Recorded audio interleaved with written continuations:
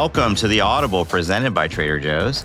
I'm Stuart Mandel, joined as always by Bruce Feldman. No Ralph this week, but we found somebody better to fill in for him. And that is our former colleague, now NBC Sports, Nicole Auerbach. Nicole, welcome back to The Audible. Yeah, thanks for having me, guys. Fun to be reuniting and always fun to be, taking shots at Ralph. That's one of the great joys in college sports. We are going to talk about all kinds of stuff with Nicole today, including she covered the Olympics recently for NBC, which was a really big deal. Some college football NBC stuff. But first, we do need to talk about the White House roundtable on Friday about saving college sports. I watched that thing in its entirety on C-SPAN. I know, Nicole, you followed along.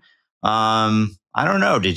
What did you feel coming out of it in terms of like expectations going in and then what actually happened? Well, I don't think that they saved college sports in 1 2-hour meeting. I think we can all agree on that. I don't think any of us expected them to make a ton of progress. I mean, you look at the list of people that were going to be there, a lot of people that have no real insights or touchstones to college sports right now, no student athletes, and like not coaches or GMs or people who are like really involved in the NIL space right now and how it works. So yeah, to me, it was always going to be mostly a photo op, I guess, C-SPAN wallpaper for a lot of people. But just like the idea that you were going to have people kind of making the same points that they always make and asking for federal help. I mean, it's 2026. We're going on 6 years of people begging for federal help. And still not finding like a narrow or like a way to do this from a bipartisan way. So until something changes, I just kind of always expect it to be mostly about posturing.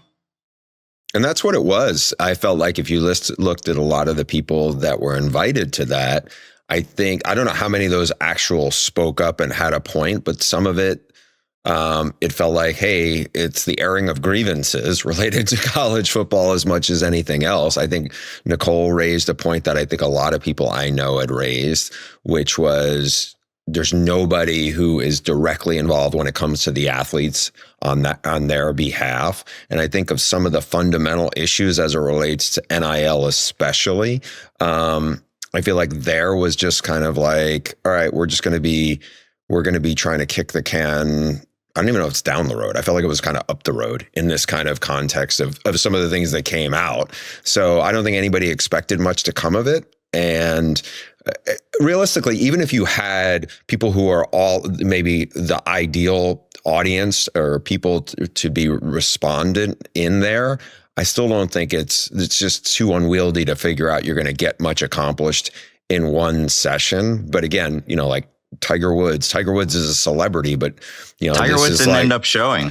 Yeah, but having Tiger Woods related to college football, I don't see where anybody thought that was going to go. I mean, there's a bunch of people there. It's like they're not really connected to college football in this iteration of college football, right? And so I just felt like that was a miss at that point. And I don't know, Stu, what did you take from the 2-hour session? So I might be the only person who watched it and said like, oh, this actually got a little spicy. First of all, yes, they invited all kinds of randos, but the ones that they actually called on, right, during kind of like the formal part of it were Greg Sankey, Jim Phillips, Brett Yormark, no Petiti, Tim Pernetti, right? Like people you would expect to hear from. And then there were a bunch of politicians there, right, who got to chime in as well. So first of all, we thought it was only going to be an hour. It actually ended up going almost 2 hours.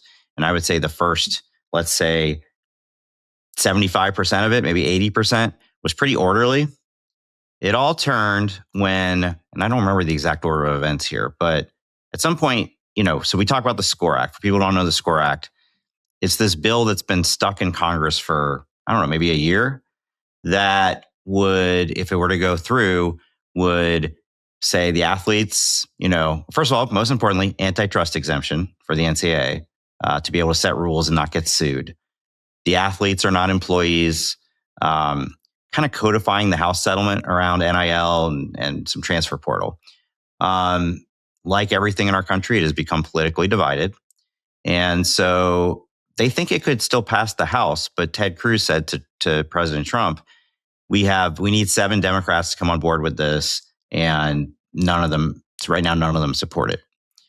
And you could see just like the whole tone of it change, where now it became an airing of political grievances, complaining about Judge Wilkin, not by name, but Judge Wilkin, who oversaw the O'Bannon and Alston hearings. And so it ends with going from, hey, I think we're going to rally support for the SCORE Act, to President Trump saying, I'm going to write an executive order within a week and solve all of this. And so whether that happens or not the solving it, the writing of the executive order, I think the people in there who have spent so much time and energy on Congress and the SCORE Act, that had to be kind of discouraging to him say like, oh, I don't think that's going to go through, so I'm going to just take care of it myself. Well, and also like, that's not going to work. I mean, he created an executive order, a year ago, that didn't do anything. And even if you do one, which his idea is to return college sports to what it was, which he then said they'll get sued, correct, because you'd be peeling back athlete rights and all sorts of stuff that the courts have upheld or kind of pushed things forward in. So it feels very like kind of circular, of I'm going to try this thing, wave a magic wand, but ultimately like that, I don't even know what that's going to look like, but also like that's not necessarily enforceable. It doesn't have the teeth that like an actual law, something that comes from Congress, would have. And yeah, I mean, people have spent millions of dollars going to DC lobbying for congressional action, because like that is the way to get something that can preempt state laws and actually make changes. Although again, if there was something that was perfect and both sides agreed on it, would have happened by now. So it just feels like very much in the same place, even though you come out of it with a lot of headlines about this executive order. I don't necessarily think much is going to change, especially with the way the courts have been ruling and kind of advancing things related to college sports. I thought it was pretty telling too, that like people in the room didn't realize what kickstarted all of this, like the Alston case versus, state laws and NIL. Like this stuff is complicated. There's a lot of layers to it. I do think that people, let lawmakers do know more about it than they did 5 years ago, or maybe even 3 years ago. But that doesn't always mean that someone's going to swoop in and save the day, which is oftentimes what it sounds like people are asking for when they go to these types of settings. He also had a part where I felt like he brought something up, and he being President Trump, where I think his information wasn't correct as it related to saying it was very politicized. And Greg Sankey, I think, was like, no, that was actually related to something that a Supreme Court did.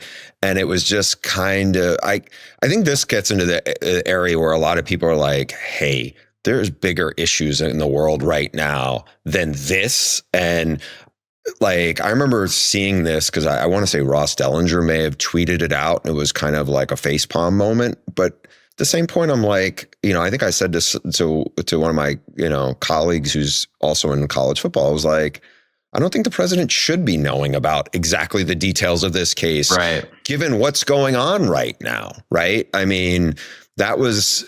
It's a weird situation. I mean, to get into it, I don't want to go all the way down the rabbit hole of that specific, but it's the kind of thing where if you're going to really try to advance this, you probably do need to know that. But again, like given everything that's going on right now, I don't think it's probably in the best interest of the country that he should be so well versed in that. Well, setting a 4 p.m. Friday meeting also shows where it is in the list of priorities in general. What you're referring to, Bruce, President Trump didn't realize that.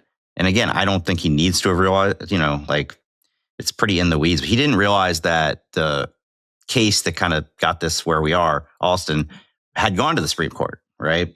And that was another one that ran, he went on a rant about the Supreme Court. So one more on this, Nicole, I'd be curious your opinion. I've started to come to the belief that they need to separate out like what is less complicated.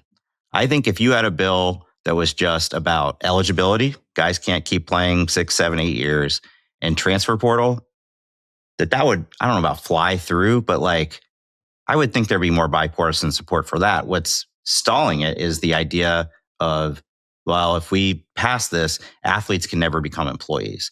Right. That's where you have a real political divide. Yeah, I mean, I think I understand why all of this there's so much focus on Congress and going through this, because you do have states that are competing with each other and trying to either make it easier for them to, pay athletes or cut, state income tax or all these different things. But I do kind of think that like transfer portal and eligibility stuff, that doesn't really feel like it's something that needs to be legislated by the federal government. Maybe I'm wrong. And maybe because we are in this world where everyone feels like they can't create or enforce rules in this environment, that they do need that protection for this. But like eligibility makes a lot of sense to me. It makes sense why the NCAA has won a lot of those cases. Like, you have 4 years to get a degree like a normal student does. So therefore, like, yeah, you can't just stay in college forever. Like it makes sense to have some rules around it. Bruce did try to, but 6 years. You were a little ahead of your time. You were ahead of your time. You were the trailblazer here. But yeah, so I think I agree that that's much more narrow and simpler. I also don't think that the people who have what they believe is like important leverage about athletes' rights and that they should be able to be employees and collectively bargain and have all of these things and not lose any of their, economic power. I don't know that they would agree to something like that, because they want it all to be together and they want like the heft of those decisions to be part of it. Like, so you have both sides and people angling for specific parts of it. Whereas I don't know, like I agree with you that separating it would be simpler. I just don't know that all sides would want these things to be simple, because they want something as like the most important piece of what they're fighting for. All right, I'm going to pivot to something a little more on the field. And as Stu mentioned, Nicole worked with us at The Athletic for quite some time before going to NBC. But I want to go back a long way. So Nicole went to Michigan and covered Michigan back when the Wolverines were kind of sputtering around. She had the end of the Lloyd Carr era. She had the Rich Rod era and some of Brady Hoke, I guess. But the program came a long way after that, ended up winning a national title. You also worked for BTN for a while before NBC. And it's crazy to see how much the dynamic at the top of the food chain in college football has flipped right now. We're coming off of the third year in a row where the Big Ten has won a national title, 3 different schools. From your perspective, Nicole, how kind of surreal is it, if that's the right word, to see where it is now, given what you remember in this path, whether it was from the Michigan side of things, but even as it relates to the change of the Big Ten to overtaking the SEC as the top conference in college football? Yeah, it's a good question. And I'll even we can go to a lower point. I mean, my first game at Michigan as a student was App State. So like the biggest upset in college football history. Then they, Dennis Dixon in Oregon and like all of these things that convinced Michigan they need to go with spread offense and bring Rich Rod in and all of that. And I think, Stu, I don't know if we met in person during those days. I remember Andy made a trip to Ann Arbor, because Michigan is always interesting when they have new coaches, when they're good, when they're bad. There's always something going on. So I was actually there for the worst 4-year stretch of Michigan football history in terms of wins and losses, which is pretty wild to think about. If I had been 1 year earlier, I would have had the 1v2 game. 1 year later, a Sugar Bowl for Brady Hoke's first year. So I missed all of that. But yeah, it is kind of crazy to think about, because, there was just this perception for so long that the Big Ten was just kind of like, the 3 yards in a cloud of dust. Like it was just behind, like they didn't have like the athletes that could compete. They weren't recruiting at the level that they needed to. It was just this overall perception. I'm trying to remember what year it was. I think it was the first year of the playoff where Ohio State lost to Virginia Tech. And I want to say it was like the same day that, there were a couple other big upsets in Big Ten country or something it was. And we were like, oh, the Big Ten's out of the playoff. Yeah, this is what it was. Michigan State lost to Oregon and Michigan lost to Notre Dame all at night at the same time. But were those? Oh, I remember that Michigan State. That was a big game. But it was 3 versus Oregon was 3. Michigan State was 7. I was at Blondie's of all places on the Upper West Side, and all 3 games were they turned at the same time. We're gonna go to a quick break. When we come back, we're gonna talk about Nicole's TV career. All right. So Nicole recently got back from the Winter Olympics in Italy, where she was an on-air reporter out in the mountains, not in the central, the lawn, whatever. But yeah, like, when you talk about like kind of career milestones, I know you've covered the Olympics for USA Today and for us, but like, I don't know, this had to be a big moment. Yeah, it was. And obviously a lot of pressure, right? Because you're right there when the event is happening. So yeah, I covered cross country skiing and ski jumping, which were in Predazzo, which was really like a town. We were not near cities. It's Val di Fiemme, which is like a valley near a bunch of mountains. So we were probably 3.5 hours from Milan, 2 hours from Cortina. So I did not see either place, even though the Olympics were called the Milan Cortina Olympics. Yeah, and we had at least one event almost every single day of the 3 weeks that I was there. I got to go up to the top of the ski jump and like look down and see what the skiers do. It's basically a vertical drop. It's insane. I can't believe they do this. And got to cover the cross country. There was really exciting medals for the US. Like they broke a streak for the men, had not won an individual medal at the Olympics in 50 years. The end of Jessie Diggins' Olympic career. She was like skiing with bruised ribs and like barely could breathe. And then we had Johannes Klæbo, who had 6 gold medals from Norway. And he was like the winter Michael Phelps, just completely dominant. And it was really cool actually to be there watching something happen. And sometimes and again, I've covered 3 Summer Olympics. You're kind of wondering what resonates at home because there's the time difference and just like some stuff gets lost in translation of like you're there, you feel the energy or you're witnessing something.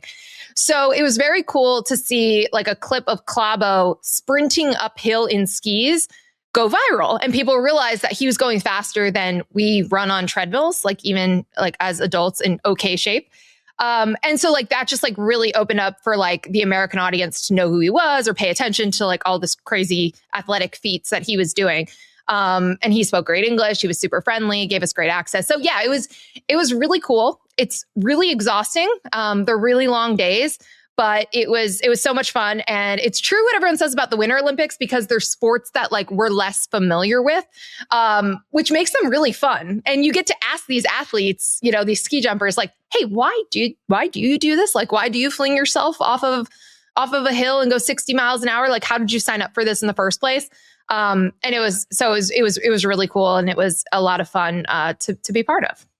Now, as Stu said, and you mentioned this, you covered the Summer Olympics a lot. And I feel like you've covered a lot of swimming over the years. But when it comes to this part of your job, how much did the opportunity to cover the Winter Olympics and cover the Olympics in general, did it factor into, hey, this is where this is how I want to branch out with my career? Because when you were with us at The Athletic, obviously it's mostly a print publication. Yeah, there's some video now, but for the most part, you were doing that. Now you were also doing a bunch of TV in addition and a ton of radio. I know that. But like when you looked at, okay, what's the next step for me?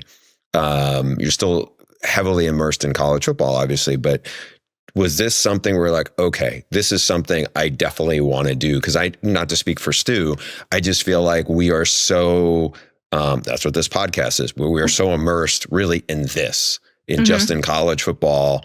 Maybe we dabble in, some other little elements of the sport. Stu is obsessed with softball now. So he is.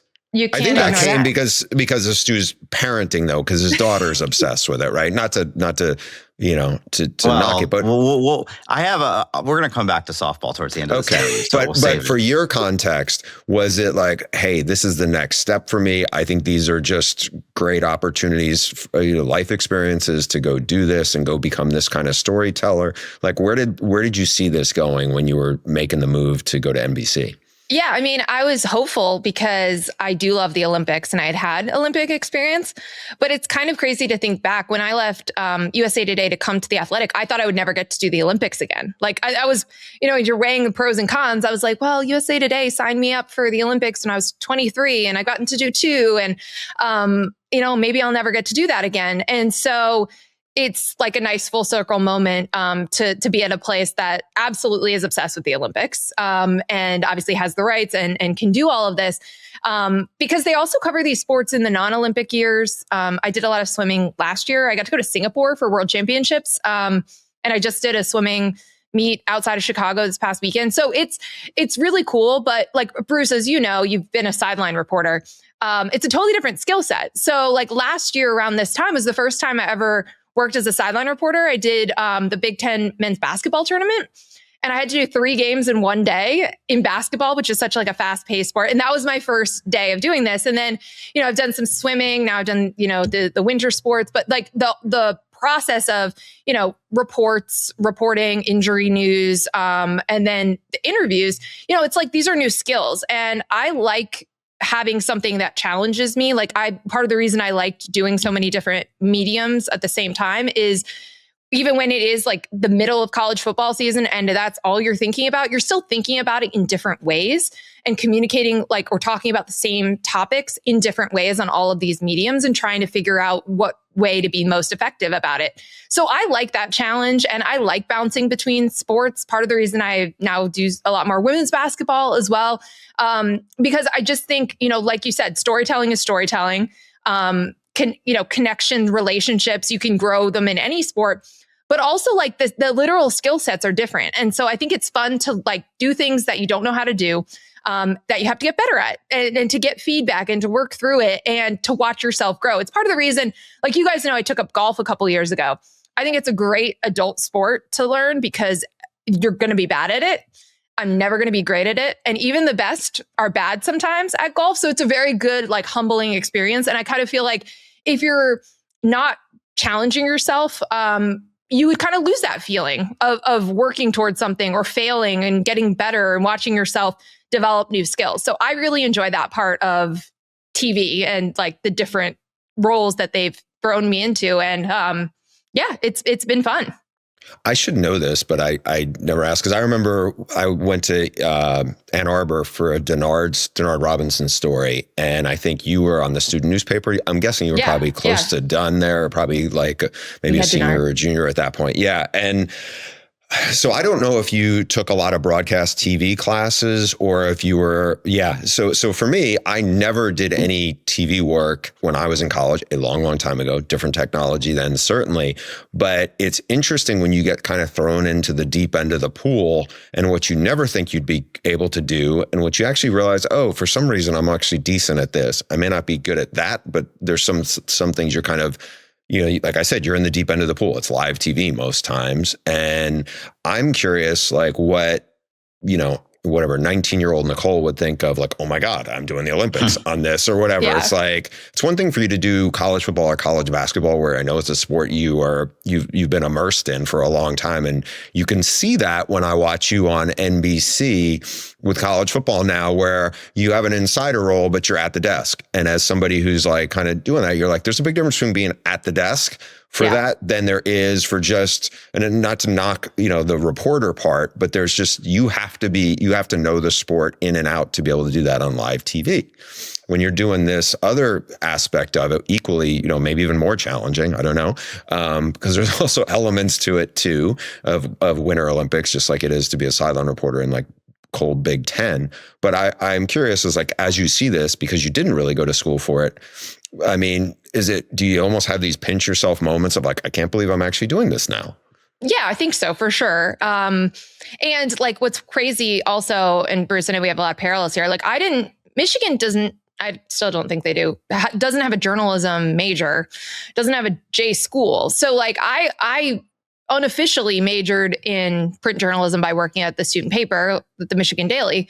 But like we did not have classes about any of it. And I do think it's an industry where you learn by doing. Like your clips help you get jobs because they're like out in the world and like everything is very public. But it's, like we have a lot of friends that work in TV that like knew that was what they wanted to do. And they went through broadcast classes, broadcast journalism. So I don't even think 19-year-old Nicole would have even thought that this was possible because like I just stumbled into the student paper at Michigan in the first place. Like I grew up reading Sports Illustrated cover to cover. And I I read Steve Politi and the Star Ledger and like all of the, like I consumed so much sports content, but I did not connect that these were like regular people that have these jobs until I was in college, like writing at the student paper and seeing like, oh, maybe I could try to get an internship and try to work in these spaces. So yeah, the Olympics would have been just so far off because I was obsessed with watching. I mean, any girl was like in the late 90s. I mean, like very, very clear memories of Carrie Strug, very clear memories of Tara Lipinski. Like there was nothing better. And those weren't even sports that I played or could do. I can't ice skate. I mean, I could like get around the rink, but I can't actually skate or stop correctly. But we were all just obsessed with it. So it would have been like a, I don't know how you got here moment if I told my 19-year-old self that I was doing it. And then certainly it does feel different to like be part of the broadcast. I got to do a live hit during the opening ceremonies. Like I got to go in my town with a cute, beautiful church backdrop. Like, hey, here's like, we're in the streets of Italy in this small town. And here's what you can expect from our site. Like that was very surreal to get to do that and to get to be part of like a whip around of like, here are all the 4 locations of where opening ceremony is going to be. So yeah, it was really surreal and very cool. And the best part about covering sports that you don't cover all the time, because you guys would enjoy it too if you got thrown on cross country or ski jumping. Like it's so fun to learn something that like you have no idea how it works, the rules, like, and then when it clicks and like you're immersed in it, it's really fun to learn about something you never thought you would have knowledge of. And like there's just like little fun things like for ski jumping. There's 2 hills. One is the normal hill and one is the large hill. Like that's what they named them. I laughed about that for like an hour when I learned that for the first time. Like there's just so much and so many amazing stories with these sports that, just are not in the spotlight a lot. And that's also fun because it's very different than interviewing like a star college football quarterback who kind of hates the media and doesn't really want to talk all the time. Well, that's why I love softball. They love the attention. Yes. They love the coverage. Well, are the athletes understanding of that? Like, this is their life. Like, Are they understanding of like, oh, the reporter for NBC is new to this? Oh, yeah, 100%. Yeah. And they're very patient. A lot of people like to talk about themselves and about the things that they're passionate about. So I've always had that experience when not covering, kind of the mainstream sports is just asking dumb questions and telling them that you're going to have them. And they're like happy to explain things and walk through things or, like, if you're not sure about lingo or jargon, like asking about that in advance or off camera as well. But people are really, kind and thoughtful. And even if you got to triple check a pronunciation of a name, because again, there's like a lot of Scandinavian names for these sports, people are very patient and generous. And I think they understand like that their sport has these windows with the Olympics and sometimes world championships where they have to maximize this, or like that's how they, kind of get sponsors and like can pay for their lifestyle. So yeah, I don't think people get offended unless you're like doing it on purpose, trying to like say people's names wrong or get information wrong. But if they can tell you're trying, I think they understand that, they're not always going to have the same reporter every Olympics or have someone who is, participated in that sport or knows it super well. That's how I handle softball. Like when I talk to these coaches, I'm like, I'm still a novice, bear with me. And then they're just like, no, thank you for the coverage. By the way, this occurred to me. How do you think you would have handled it if you were the reporter who had the skier who talked about cheating on his girlfriend? Oh my God, I'm so jealous that it wasn't me. And I was like, we were talking to our sideline reporter or our reporter who was there because he won another bronze medal. And we were like, you should just request him and then just be like, hey, do you have anything you want to get off your chest today? Like he just like volunteered it. Like it was just a crazy, it would have been awesome. And you would have obviously follow-up questions and some more information. But here's just like, behind this, the sneak peek. So for other country athletes, like you need to request them in advance. And like, then they can go down the mix zone. So the way that it's set up is like all the countries and like their broadcast partners that have the rights are all like kind of in this front row and you're in a little pen, like the whole time and you can't move. So like NBC, like we had the first position for cross country. So when Klæbo was winning, like he could stop at us before he went to Norway, but he also could have an option, or we could be like, you can go do Norway first and then come to us because that's your home country. But you would have needed to request that athlete before he like got that medal or afterwards, like right as it's happening, to try to get him there. But that was a wild moment. We had cross country. We had that wolf dog. I don't know. Did you guys see that? The dog that was like crossing the finish line at cross country with the skiers. We had him. So it's just funny what like breaks through and resonates. But we were a couple hours away from biathlon and we saw that was all unfolding. And I was like, oh my God, this is incredible. Incredible. You just got to request him every day. See what he wants to say. All right. We're going to go to break and we'll be right back. I did want to ask you this because it's cool for me to be in our studio and occasionally, we have a bunch of TVs up and I'll be like, hey, there's Joshua Perry, who I knew would probably be on TV at some point when you talk to him at Ohio State. And there's Nicole. And it's very seamless because like they're the stars of that studio show. And it was interesting because, like I said, Nicole didn't go to college to do that. I definitely did not go to college. You don't have to do that. That's the secret of this is you don't have to go to journalism school to do journalism. Well, it's not just the journalism part, though. I think there's a difference. Like my wife went to Mizzou to be a TV reporter, and there's definitely different skills that you develop when you're used to doing those things, when you're trained for it, right? And so I remember earlier in my ESPN days, or certainly early in my ESPN TV days, I was sent back to Bristol for a week to do this college football live show, and Andre Ware was the analyst. And Todd Harris was the host. And I remember after the first 2 days, I had not been able to watch the actual show because it was going on. It was live, right? But then after this, like before the Wednesday show, I was able to watch something back. And it dawned on me, I was like, oh my God, I thought I was going long because the red light would go off. And then I mentioned that to the producer. He was like, no. That means we're going to B-roll. And I was like, oh. He goes, you didn't know that? I'm like, no, I didn't go to school for this. And nobody says this. Yeah. And so after ESPN, I went to CBS, and CBS in studio would have this one of the producers were like, hey, when you go to a single shot, you look at camera 2 or whatever, that's your camera. And so I developed this habit. It's almost like of a dog. When you see the light, you kind of look at it. And at Fox, they're like, no, talk to the other people on the set, right? And so when I ran into you guys, and I think that we had this little conversation with Joshua, because I think he had worked someplace else before he got to NBC. And I think that had also been a little bit of a cue that you're trying to get out of that habit, right? And it's TV and you're kind of got a lot of stuff on your head. What has been the most challenging adjustment for you with college football being in that role that is like, okay, I've done this a lot, but I'm still learning. Still growing. Yeah, no, the single shot camera stuff is really good because no one explained that stuff to me either. And at BTN, they would want you to look at it. NBC is the same where they don't. They want you to look at each other. But then sometimes when it's like, here's like news about like the state of the USC Notre Dame rivalry game, it's like delivering real news for me. Like then it's like look to it, so it's like a little bit different. So that was one. Even like the structure of rundowns and what the different things mean of like what's going to be a graphic, full, something that's going to be like a full board on the screen, lower thirds, like all of that stuff, just kind of like learn by like context clues, I feel like early in my career. But yeah, I think the overall thing is like, just like the mental clock, like you just have to eventually get a mental clock that tells you if it feels long or it feels like your part's done.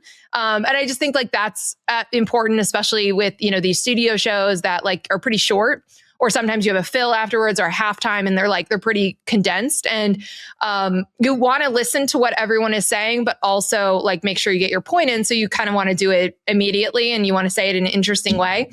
If anyone is listening who like has never or is interested in this, but has never done it, the best thing I did early in my career was separate from this, but when I moved to Chicago and I was like looking for a way to make friends and also just thought it might help, I took an improv class, which is very scary because you don't know what you're doing. And there was no one in my class that like actually thought they were going to go on to SNL. So that was helpful because like everyone else was kind of there just for like better public speaking skills or whatever. Like we were all kind of in the same boat. But that was the most helpful thing for TV and radio and interviewing, because you have to listen to the last thing that someone says to you before you can speak. Otherwise, it won't make any sense. So I always kind of think about that too. That's been really helpful for TV and all of the different weirdness and like bump it around and people talking in your ear as you're talking. All of that is helped by having done a couple rounds of this improv class. Is there a video of your improv classes that exist somewhere? No, these are just class. It's a safe space. Somebody would have had a phone and taken it. We have to find it. I don't think so. I am still very good friends with two of the guys from my class, so it worked for making friends. One thing that you were so good at The Athletic that I feel like you don't get the chance to do anymore is like whenever there was a meme, right? Like the LSU girl who was, giving the death stare to the camera, or Florida State book guy. Was that you? No, that might have been Tashawn. That was Tashawn. I had all the other memes. I had I called you the meme detective. Yes. You would track these people down before anybody. But here's the thing, Stu, everyone does that now. I feel like it created like a whole genre where now if something happens at a game that someone's at, they just go and find the person. Like everyone just recognizes that those are interesting stories. I actually always think about it because they're showing March Madness commercials. And they got the crying Piccolo girl from Villanova. Do they have Jim Phillips' son who keeps getting... He's still in the commercials as well, even though he's 20 now, right? Like he's more than 20. He's probably like 25 now. Yeah. Yeah, he's still in it. And the crying Piccolo girl was before Villanova won a title. So very long time ago now. But she was one of the ones I talked to. So yeah, that industry, that like genre of sports writing now exists, and I'm very proud of that. That's Did true, anybody ever find the popcorn guy from the Apple Cup game? It's like it's definitely a SVP kind of video. I don't know that anyone did. Didn't Ubben try to find him for a while? I think someone tried to find him and didn't. I don't know if he's been tracked down or not. I mean, it's such a staple now that we usually have, like for the national championship game, we usually have somebody at home assigned to, like, if something happens, be ready to try to call them. Like if a couple is up in the sky cam watching their... One of the cooler stories I remember was Eric Adelson, who I used to work with at ESPN Magazine, really good reporter, now teaches journalism at UCF, I think. There was a great photo that ESPN Magazine ran when it was the Bulls, Jazz. It's Michael Jordan's shot. I think it's Byron Russell's guarding him, and it's all the fans' reaction to it. And he was able to track down most of the people to get what they thought of what was going on. And I was always like, how the hell did you track down that many random people? And he was like, well, you call the ticket office and find out who had the seats, because it's like whatever it was a final game of the NBA Finals. So I think he was able to track it down. But I'm always impressed when people can locate the average person. We're not calling like the sports information director to ask about this person. I think that's why people like those stories about the people who go viral, because they are just random people. So it's like, well, why were they there? What were they thinking? What did they do next? Like it's the Bartman Jeffrey Mayer kind of thing too. Yeah. Yeah. Well, but he didn't ruin his life. They became villains. Yeah. Did you have the woman who got caught in the hedges storming the field? Was that you? So there were the two older women who did not want to be interviewed. So then I did find other people who got stuck in the hedges at Auburn. Nice. Stu, do you want to ask your softball question? So yes, my daughter she's big into pitching now. She's 10. She's been doing the private coaching. Love it. You yourself had a softball pitching career, right? I did. Yeah. So is she going to pursue this? Is this her number one sport? She's not yet yes, it's her only sport in the one. Okay. But I just don't know if she's going to do the whole travel ball and all of that. But did you do that? Yes. So it was a different time. We're now old. But I did rec softball. So that was in my hometown. Travel softball, which mostly was through the state. Although we did go to nationals, which were in Ohio that year. And then I played for my school team in middle school and high school. But I feel like now the travel stuff is even crazier and around the country all the time. I have a friend in Chicago whose daughter plays on a travel softball team in Louisiana. So they're living here, but on this team in Louisiana, and they travel all over. Wow. I loved the sport. I did get burnt out by the end. I always would I didn't pursue playing in college. I didn't think about walking on anywhere. So that would be my only thing. Just make sure it stays fun, even if you do all the travel. But Pitching is awesome. I love that. There's so much control. I like mastering all the different pitches and fooling people. So it's a lot of fun. So that's awesome. She came back from one of those coaching lessons. She's like, yeah, I can throw a changeup now. I'm like, what? Yes. Awesome. Yeah, not bad. Can I ask Stu a question off of this? Sure. So, Stu, how much are, like the travel sports dad, probably sports mom, but, has a really negative connotation in the context of a lot of things. How much, if at all, will you be deciding what your daughter pursues and how vigorously she pursues it? And not at all. That's up to her. So if she wants to go all in, are you going all in too? And like, how is that gonna shape up? I mean, I would, do I want to spend my summer weekends in Modesto and Bakersfield and 100-degree heat? No. But if that's what she wanted to pursue, yeah, I would definitely support it. I will say right now, she's still like, there were kids in 8U who are already doing that. That's and she hasn't, crazy. She hasn't really, she likes, we have a pool. She likes to swim in the summer, right? She's not there yet. However, this is the first year, probably going way too detailed here at this point. 8U is still like, just for fun, everybody plays every position, right? This is the first year where it's like, you're our starting pitcher.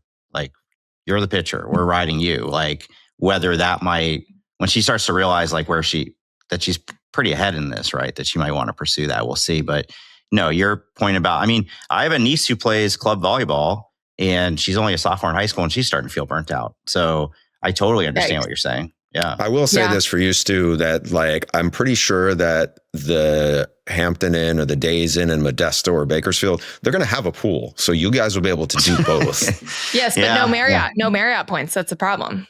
Those are I'm over that. I'm over Marriott points. You don't travel enough now to do that.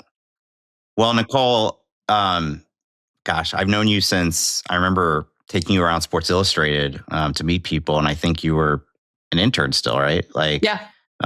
So to be here all these years later, talking to you about being on the opening ceremonies of the Olympics is pretty cool. Yeah. Well, we'll have to actually talk more college football next time, maybe when there's some college football happening and not just congressional meetings. But we had that on the rundown, but this stuff was more interesting. Yeah, at least to us, hopefully to the audience. So yeah, thanks for coming on. Yeah, anytime, guys. You guys are the best, and anytime you want to come on chat softball as well, always down. Absolutely. Thanks, Nicole. All right, Bruce, we're going to be back for our second episode later this week, also without Ralph. And we will be answering your mailbag questions then. So send them to theaudiblepod@gmail.com. We'll see you next time.